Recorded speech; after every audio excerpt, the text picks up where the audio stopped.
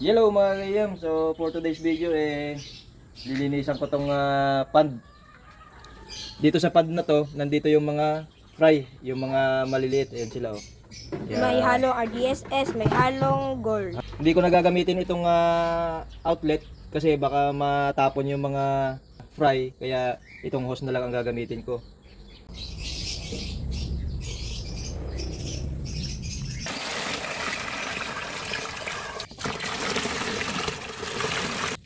Dito may mga ganyan, may mga nasaipon dito. Kukunin na lang natin sila.